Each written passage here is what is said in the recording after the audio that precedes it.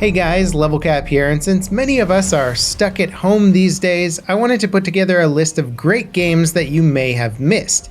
These are solid titles that either flew under the radar, were indie hits, or just generally considered classics, and if you haven't played them, well, now is a great time to try them out. First up on the list is Ion Fury. Despite looking old school, Ion Fury is actually a totally modern title. It was made using the Build engine, which is the classic engine that powered massive hits like Duke Nukem 3D and Redneck Rampage. Ion Fury is the first game in 20 years to use this Build engine, and it makes a ton of updates to it, enabling way more complex levels, enemies, artwork, and more.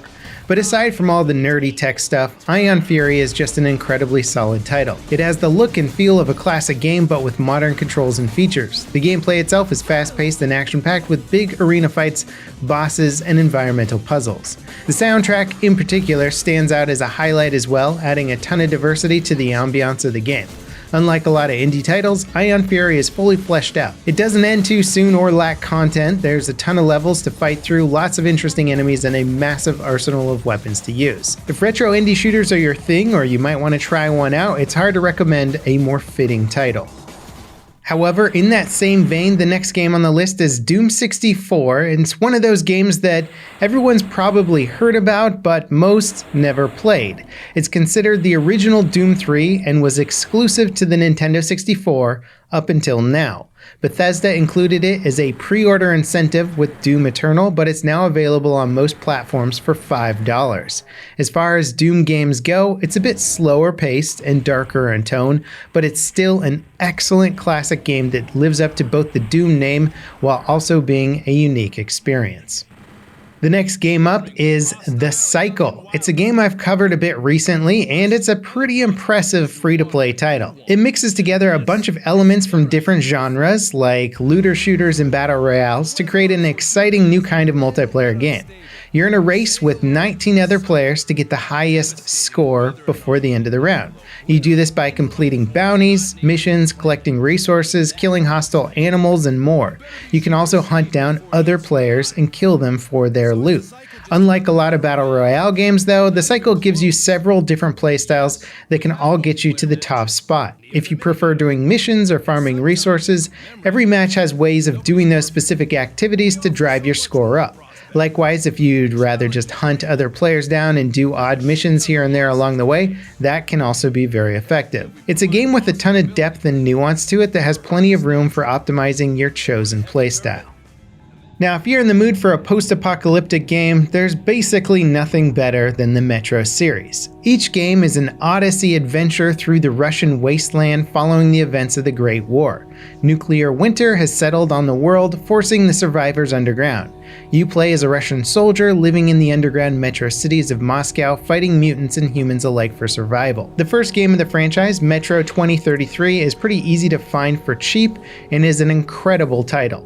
The following two games, Last Light and Exodus, are both fantastic games, with Exodus being the first to focus on the world above the Metro. Any of them would be a great pick to dive into, but 2033 is where it all started. If you haven't taken a trip to the Metro before, that's certainly where I would recommend starting. If you like it, the sequels are just as good and build on 2033's foundation to be even more engaging and immersive. Now, if you like going deep, the next game on this list, Subnautica, will absolutely get you there. The underwater adventure game will give you the ultimate SpongeBob power fantasy. In a lot of ways, Subnautica is Minecraft of the ocean. You'll collect resources to build submarines and marine bases. Now, exactly why you're building stuff, I'm not going to explain that for the sake of spoilers, but suffice to say the game has meaningful goals to work towards. It's also rich with marine life and things to discover. Now, while Subnautica is a game teeming with life and relaxing vibes, The Long Dark is the exact opposite. You're stranded in the Canadian wilderness alone and fighting to survive against the elements. The Long Dark launched as an early access title a few years ago with just its survival mode as a playable experience. Since then, the survival mode has been expanded to multiple areas, the entire survival and crafting system has been completely overhauled, and they also created a fully fleshed out campaign mode complete with story missions, NPCs, and more. While most survival games are aimless adventures to see how long you can survive, The Long Dark combines the never-ending fight to stay alive with an interesting story and realistic mechanics. You're free to either try surviving as long as possible or dive headfirst into a story that's just as harsh but still giving you something to work towards.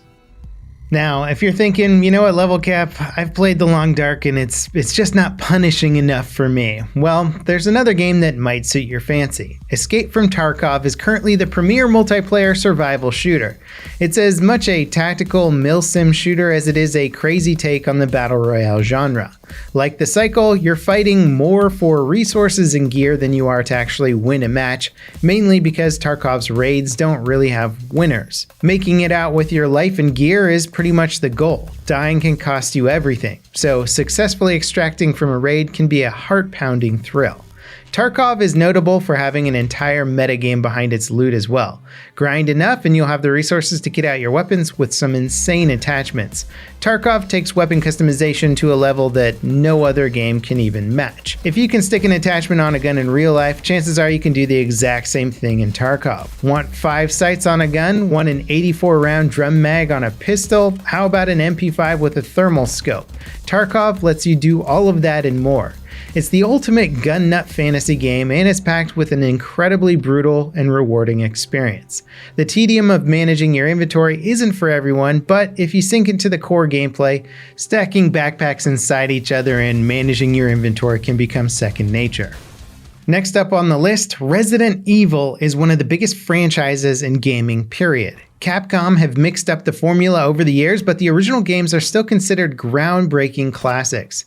Unfortunately, they're pretty dated by today's standards. The good news is Capcom have started doing full remakes of the original games. The remake of Resident Evil 2 in particular stands out as both an exceptional remaster and a great game in its own right.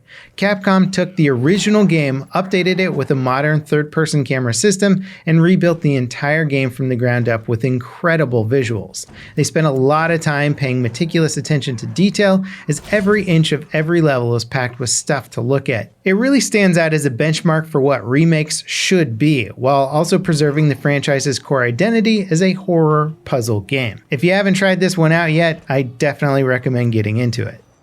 Next up, Hunt Showdown is a game that I've talked about a lot in the past. It's a PvE and PvP shooter where you track down monsters, kill them for their bounty, and try to escape without getting killed by other players. Somewhat similar to Escape from Tarkov and even the cycle in that sense. But what sets Hunt apart is its incredible sense of atmosphere. It looks and sounds incredible to play. It's probably got more atmosphere than just about any other multiplayer game I've ever played. You really start to feel the heat and the muck of the swamplands while playing. The gameplay itself is accessible, but there's also a huge skill curve to learning how all the weapons and items interact.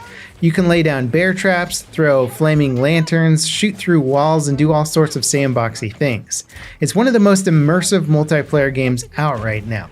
It's also an old world aesthetic that sets it apart from similar games in the battle royale or looter shooter genre. Alright, my final recommendation is Risk of Rain 2. This is the follow-up to the immensely successful original game, which was a 2D platformer. This time around though, the devs took the game into the third dimension. Despite being such a massive leap in design from the original, Risk of Rain 2 feels like a logical successor. The gameplay evokes the same kind of feel and approach while throwing new kinds of challenges and gameplay options at you. It's a refreshing take on the original's well-crafted gameplay. The game is also built from the ground up for replayability, and despite being in early access, it already has a ton of depth with multiple characters to unlock, secret stages, bosses, and more. As development on Risk of Rain 2 continues, I could easily see it becoming some people's most played game. It stretches the action platformer itch in a similar way that the Diablo franchise does, but without the exhausting cycle of grinding the same thing thousands and thousands of times to get marginally better loot. Anyway, that wraps it up for my list of games to check out while you're stuck inside. Many of them should be very inexpensive, if not free to play, so this should be a pretty easy group of games to get into, and they're all highly recommended. Let me know in the comments down below if there's any other games you think would have made good titles on this list, looking for action games at a low cost. As always guys, thanks for watching, and I'll see you next time. This is LevelCap, signing off.